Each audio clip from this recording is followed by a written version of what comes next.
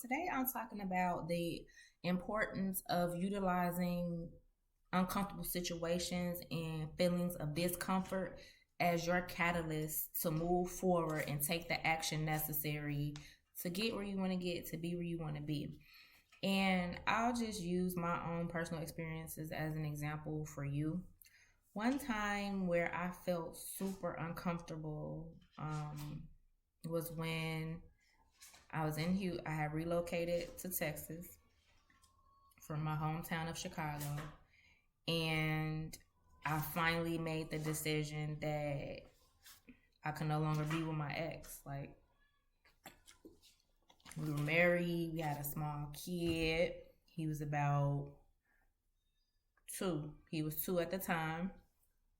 And I was literally just going through the motions. Like, we had been separated, and we decided it was the pandemics. The pandemic had just started, so people had been quarantining, and the city had put all these different measures in place. So it was a good time to just make a change.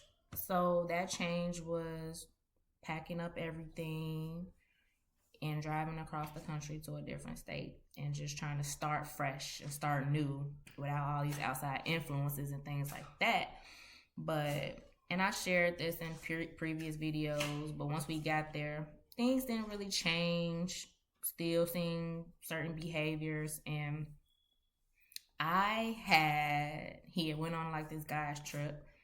Mind you, we just moved to this other state. No family there, no friends. It's just us. So he went on a guy's trip, like within a couple of weeks of us moving there.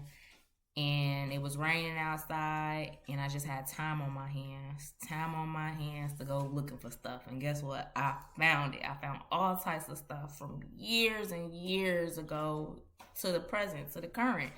So I'm like, okay, that feeling of anger, frustration, hurt, all these different things made me be like, okay, Cole, like, what are you gonna do about it? Like, I feel like I'm very smart, very intelligent, but having a partner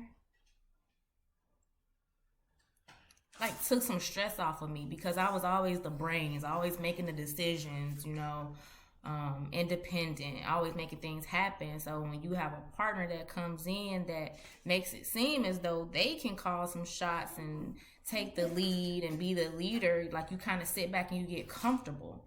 But in this particular moment, I was like, you deserve so much better. You deserve so much better. So what are you going to do to make it happen?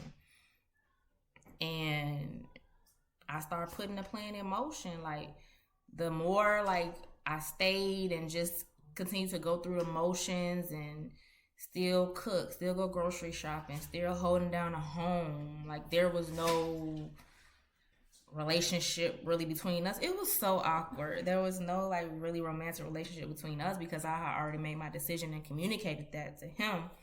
But I was still, holding it down and making a home for my child. So I had to do a lot. I had to go get a storage unit. I had to let my employer know, hey, I can no longer report in person. I need to be working from home. My bad. So I started working from home, and as I was working from home, I was conducting a job search back home in Chicago. I had set up my my truck being driven back from Texas to Chicago. I started taking stuff to my storage unit little by little until my closet was cleared out. Like, I just started putting all these little pieces together that was going to set me up to come back home where I felt comfortable, where I had support, where I could start my new life, you know what I'm saying, with me and my kids. So that specifically is one situation where the discomfort was for sure a catalyst to put the fire under me to make the stuff happen, you know what I'm saying, because I wanted a better life, I wanted happiness and all this. So if you are going through a situation currently that you're uncomfortable with, that is frustrating, that you know you don't deserve and you deserve better. And it doesn't have to be a relationship. It can be a work environment that's stressful.